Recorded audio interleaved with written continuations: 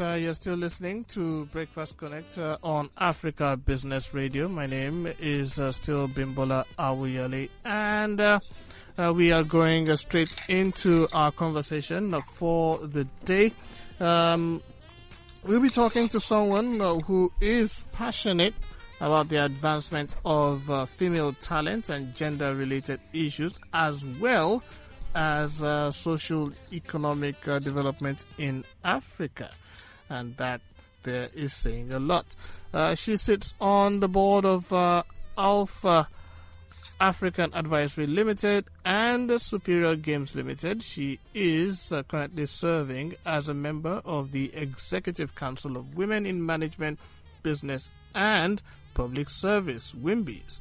She also serves on the Nigerian Economic Summit Group, technical subcommittee, and which is responsible for delivering the NESG Annual Summit. And we are pleased to have with us on the show Ijeoma Taylaur. Good morning and welcome.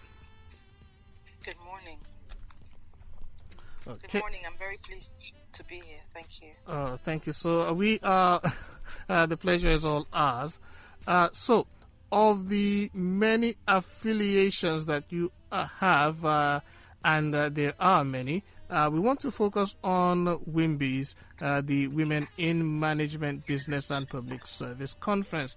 We are a few days away from the 19th edition of the annual WIMBIZ conference that has impacted about 42,000 people directly via about 400 speakers. But for those who strangely are not acquainted with the previous 18 editions, what is the WIMBIZ annual conference all about? Well, it's thank you for that question. It's the flagship event for WIMBIZ. Essentially, the annual conference is our flagship event. It holds in November of every year, and typically it's a physical event. We usually hold it at Eco Hotel. We usually have in attendance over 1,500 men and women, mostly women though, from all over the world really, and they come together to discuss really a broad range of issues, which are centered around a cutting-edge theme. So what we do is we have a theme for the year. Every year we have a theme, and then we curate sessions and plenary discussions around that theme. And these discussions are usually relevant to women in corporate, business, as well as the public sector. And essentially what we just do is we play host to women from all walks of life who are seeking opportunities for personal as well as professional growth. This year, it's our first ever virtual event, obviously because of the times that we're in. And so our reach, we're hoping, will be even wider given that it's virtual. So really, women and men in the diaspora can actually log into this. It comes up this year on the 6th of November, which is tomorrow, actually. And it's been a very interesting year. And we've designed the conference to speak to the challenges facing women and to inspire and empower them to overcome and thrive, even though we've had these challenging times. I mean, these challenging times, we can't even begin to reiterate everything that we've gone through this year. So it's important that we empower ourselves, we inspire ourselves, whether as corporate people or business people, in how to get through these times. So that's really the focus of the conferences. Okay, so speaking about the times that we are in, I know you've mentioned that it will be virtual. What are some of the other perhaps challenges that has affected the preparation for this year's conference, considering the COVID-19 pandemic? Okay, so obviously, like many other organizations, the health and safety of our team, our conference speakers and the participants was a top priority for us. And so we thought very hard about how to progress with this conference. As you can imagine, planning has been going on since the start of the year, really. And we had to pivot very quickly to digital when we saw obviously we saw the rates that infection had been spreading, etc. And obviously, like I said, the safety and health of our attendees, as well as our panelists and our team who are planning the event, has really been top priority. And as a result, we've decided to go fully digital. Over the last few months, if you've been, I'm not sure if any of your followers have been observing, but we usually have a round table discussion, which is a monthly affair. And even that has gone purely digital this year, really just in line with the times. And the attendance has really been fantastic. And, when you look on the flip side of things, yes, we're focused on health and safety of our attendees and panelists, but in addition, we now see some of the benefits of going digital, because it is hoped that women in the diaspora, women in states outside Lagos, so the conference is principally held in Lagos State, in Nigeria, but now you can be in Abia State and log into the conference, which is fantastic. So it's really just taking advantage of what is available to us despite the challenges, and bearing in mind that it is critical that we keep people safe. So for us, that has been how we've dealt with that. Okay, so this year's conference has as its theme the shift, Recalibrate.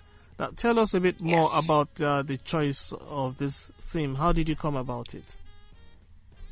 Okay, thank you for that. That's actually, so like I said, we have a conference planning group. Every year we put together women from different associates, not necessarily just the WIMBIZ secretariat, but we take in volunteers who work on the conference planning group.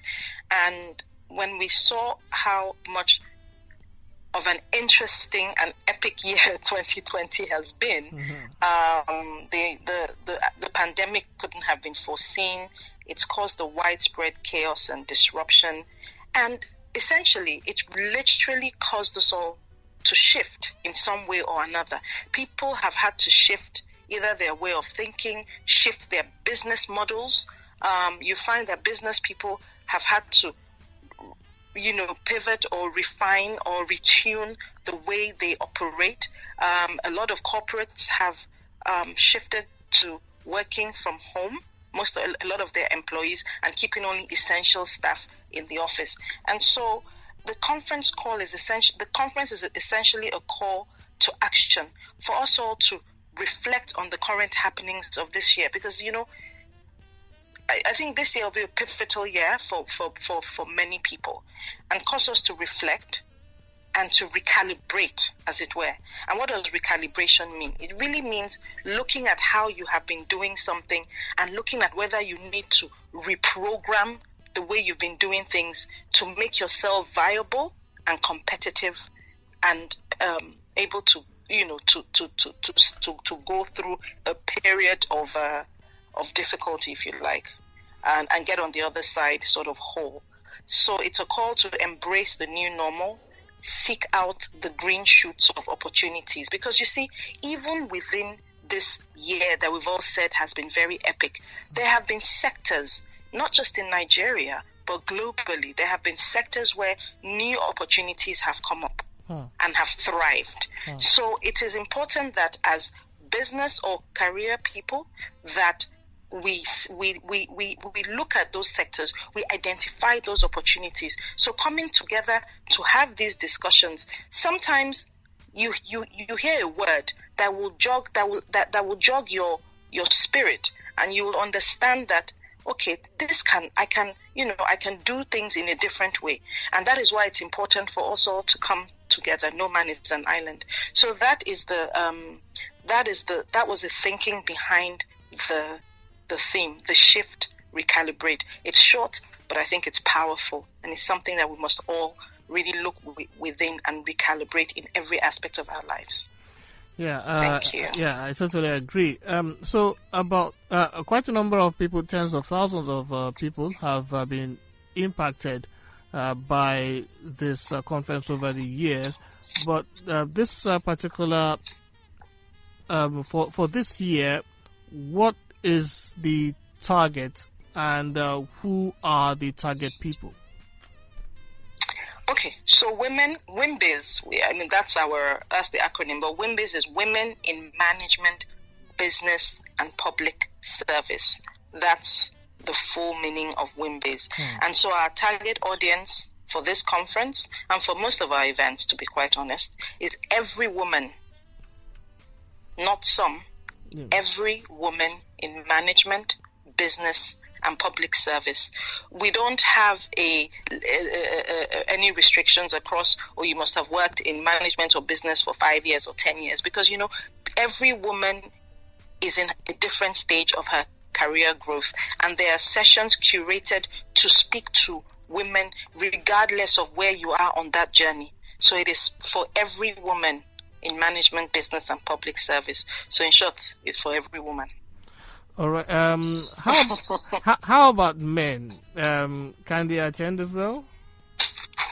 I find that men always think that they are not welcome, but men are very welcome. In fact, I strongly recommend that men attend. And why do I say this? We need more men as allies in our pursuit of gender parity. So when you look at it now, a lot of the leadership roles, we have men in those roles. And so we need men as allies. We have men as husbands, we have men as brothers, we have men as fathers, we have men as sons. So there's a popular saying that says that you can't clap with one set of hands. And so I think that it is not, we can't expect to clap with one set of hands. We must clap with two sets of hands. And so for us, I think men are very welcome. I want to put a challenge out there. I think men believe that they're not welcome, but they're very welcome. So I encourage every man, and actually I encourage you to speak to your friends and have them register. It will be a very interesting conference. So yes, please, men are very welcome to attend. Okay. Challenge accepted. Very good. All right. Talking about gender parity, in these parts, I'm talking Africa now. What do you make of the gender gap in the business community? Let's just stay with the business community now. And how can it be improved? So I don't have the actual statistics on hand at the moment, but what I will say is that it does exist. If you look at our top companies, gender gap in the workplace, not just in Nigeria but globally, is something that is very common. McKinsey has spent a lot of time studying gender parity, and their studies actually showcase the drastic comparison between men and women in the workplace. And even generally, you find that women are less likely to be hired into entry-level jobs than men, even though they have similar education backgrounds. So, but what you will find more and more now, and I use Nigeria as an example since we're Nigerians, what you will find is that we're getting some traction, and that traction has been long coming. So, for example, the Nigerian Stock Exchange has some rules for regulated companies, for companies in the stock exchange that require them to have a certain percentage of women on their board. And so if we're conscious and we're deliberate about making some of these rules and ensuring that they're implemented, then that needle will begin to move a little bit. At the moment, we're still not where we are, and I think more effort needs to really be put in by the business community to make sure that the same opportunities are being given to women as to men. Globally, that gap, again, globally, the studies have shown that yes, we're still not where we're supposed to be, but in terms of the deliberate action to have a certain percentage of women on boards and a certain percentage of women in leadership positions has allowed that gap to be sort of inching up, for the gap to be closed just, a little bit a day at a time. And I think it's just something every business owner should embrace.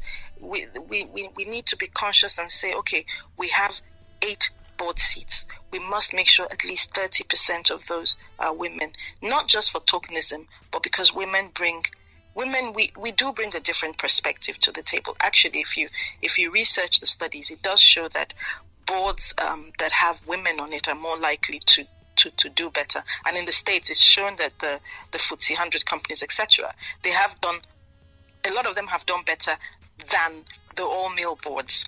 So I think quite a lot of work still has to be done in that area in terms of how the workplace can close it. But I think being deliberate in having ratios is one good way to start.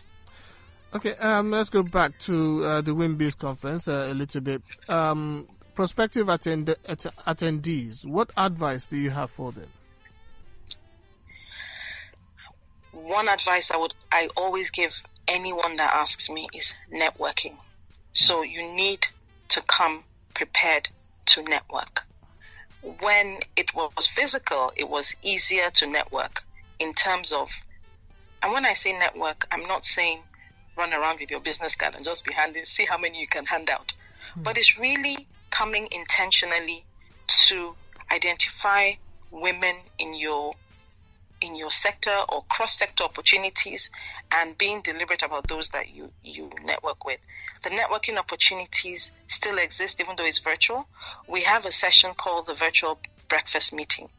And what we're going to do with that is try and put women in different rooms, as it were, even though virtually, and try and get them to network with each other before the conference starts, because we understand that networking is a key component and a key sort of benefit to attendees of the conference. The other thing I would say is come prepared to learn. Clear your diary, because many years ago I went to one of the conferences I attended. I actually had booked myself for meetings on that day. So I ran in, attended one or two of the sessions, left, attended my meeting, came back. And when I left, I missed a critical plenary. I got the feedback on that plenary. But feedback you get is never like firsthand, you heard it by yourself. Because the way the information will land on your heart is different from the way it will land on somebody else's. So it's important that you clear your time on Friday, the 6th of November. Come ready, come prepared, have a notepad and a pen, because there is always nuggets of information shared.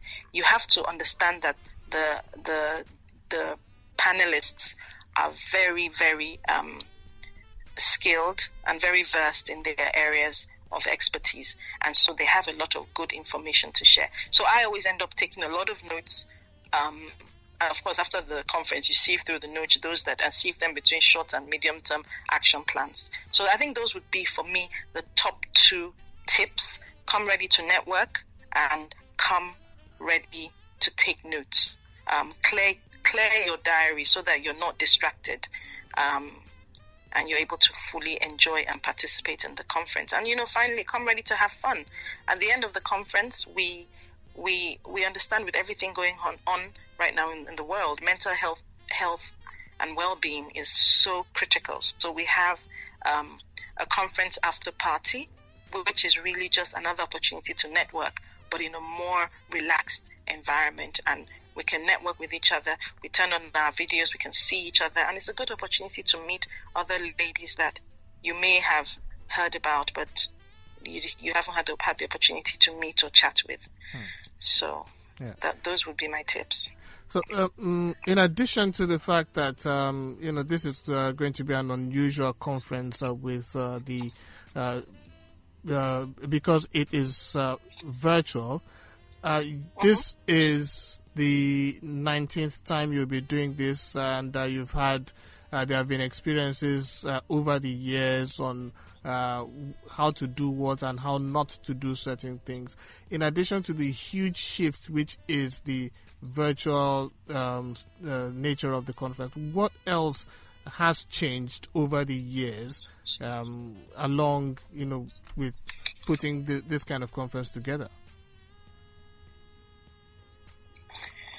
What has changed this year in terms of putting this? Okay, so this is the 19th one, as you said. The previous 18 have been purely physical. I think for us, the choice of online conferencing platform was a very important decision to make. So there are many different platforms that people have used for online working from home, for online conferencing, etc. And we had to actually spend a lot of time thinking about the platform that would best support the conference and all the activities that we had hoped to put forward. And so I think in terms of the planning, that was a critical aspect of it, because the choice of online conference platform is a make or break with the conference. You want your participants, you want your attendees to have the most robust experience that they can have, regardless of the fact that it's virtual. I mean, virtual cannot be compared to physical, but you can have the best virtual experience that you can have. So for us, that was a key sort of decision to make. And so what we then did was we got the best online conferencing platform that could achieve the objectives we had set out. We also put together a dedicated conference website.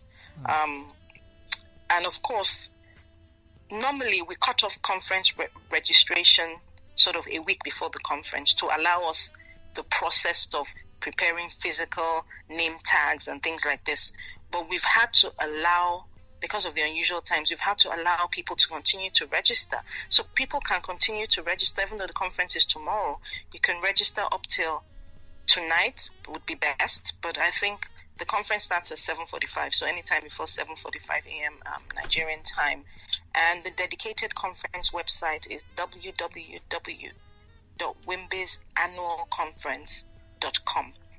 And so what we've tried to do with that is just to make sure that the website is as interactive for potential delegates as possible, so that they have all the information that they need on there ahead of the conference. So for us, those have been sort of the shifts that we've made in our mindset in preparing for this 19th conference. Okay. There's a question I've been asking quite a number of people I've spoken to in recent times, and it has to do with the times that we are in. We've spoken about it a couple of times. On a personal level, for your businesses, what are some of the key takeaways? For some people, it has been, knowing or discovering that they can, carry out a lot of their operations remotely. Recently, I spoke to someone who actually closed down a physical office and made all our staff work from home, and used the rent money to, buy data for them, and also even increase their salaries. So this pandemic, what has it taught you in your business? What shift has it made in your business that others can learn from? So I think that's a really important question. Thank you. And as I reflect, I look back to March. We very quickly shut our offices. In fact, we shut our offices, I think, a week before the Lagos lockdown. And as we speak, we're still not open. But the interesting thing is that we have now realized that we're able to deliver on work. The team is able to deliver on work even though we are working remotely. And so same value. Me, I think the same value. And in fact, a few weeks ago, I had to speak with the CEO, and we encouraged employees to take a few days off, because what you find with working from home is that sometimes the employee has no personal boundaries anymore, because home and work becomes blurred. And so if you send an email to the person that says 7 p.m., normally when work is physical, they'll respond to you in the morning. But what was happening was I'd get an email at 2 a.m.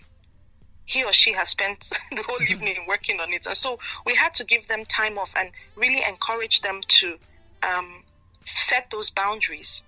Because what you also don't want is, especially for those that live alone, is for them to be working all the time without any downtime. But I think we have found that our delivery of our work, we offer financial advisory services. The delivery of our work from the perspective of our team has not been affected. Our team members have really risen up to the challenge. We do miss the camaraderie of sitting together in the office to have discussions. And so the way we've addressed that is we have a team-wide meeting once a week where we all put on our videos and we discuss. And we just discuss, updates. Every team member gives an update on the transaction he's managing. And so that personal touch or interface at least has helped us over the last few months. It doesn't fully replace, the physical contact. But I think it's definitely opened my eyes to opportunities and in fact, it's shown me that we can employ somebody based in Canada, for example, if he has the right skills, because we now don't have to worry about flying him in just to have a meeting. We can have the meetings with him virtually. So that has shown us what is actually possible. It hasn't removed the need for an office yet, but, it's something that one must continue to keep in mind. Do you need the size of office space that you currently have, especially for a business like mine where we're not producing any commodities? From an opportunities perspective, what we then did was to very quickly look at all the sectors affected, all the sectors, and look at how they were thriving. Those that thrived in spite of COVID, and those that were affected, and looked at those who required professional services, and we made pitches to companies within that sector. So we had to very quickly pivot to look at it from an opportunistic perspective. So I think it's really just mindset. Mindset has been my biggest takeaway from this pandemic. Fantastic. Thank you so much for talking to us today. We really value the privilege of your time, and once again, challenge accepted. I'm going to challenge accepted. Fantastic. I'm going to allow it. I will look out for your name on the list of delegates. There, we have many. The delegate list is well over. In excess of 1,500, 1,500, but I will look for your name. All right. Thank you so much. To see you there. And thank you. Kickoff is tomorrow. Yes. So just as a parting shot, I will give you all the details again. With the WIMBIZ conference is tomorrow, November 6th, 2020. That's Friday, tomorrow. And it starts at, the networking breakfast starts at 7:45 a.m. The conference proper, I think, starts at 8:45 a.m. The registration is on the conference website, www.wimbizannualconference.com. And you will have all the information there available to any potential delegate. Please go on. Please register. The theme is powerful. It's called The Shift, Recalibrate. You do not want to miss it. And I look forward to sort of having as many women and men as possible on the platform tomorrow. And men. Thank you so much. And men. I did say and men. We'll pick it up from there. And we'll hope to have you back after the conference to do like a post-mortem. If you're certainly, it will be my pleasure. Available. It will be my pleasure. Thank you very much for the opportunity and the time. All right, thank you so much. We really value the privilege of having you on. So we've been talking to Ijeoma Taylaur on the annual WIMBIZ conference. This year's edition is themed The Shift, Recalibrate, and it's the 19th edition. And, she also shared with us her thoughts and, something great about the pandemic. We're talking to quite a number of people on how the business landscape seems to be changing and people's paradigms are shifting and things are being done in a more effective and less costly manner for higher profitability. So those are some of the things that I personally took away from that conversation. I don't know what you gained from it. Yeah, I hope it was just as positive as the nuggets I took away.